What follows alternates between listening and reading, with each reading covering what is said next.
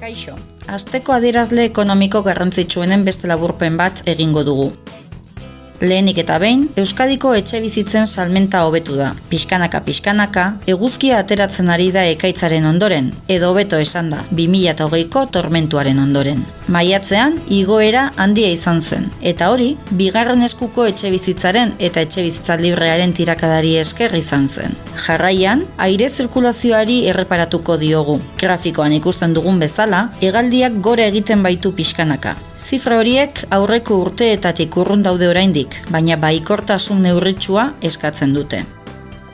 Eta azkenik, aste honetan kontsumo prezioen igoera txikia jasoko dugu. Horrek pentsarazten du azken hilabeteetako gorakada handia, elektrizitatearen eta erregaien garestitzeek eragindakoa geldiarazten ari dela.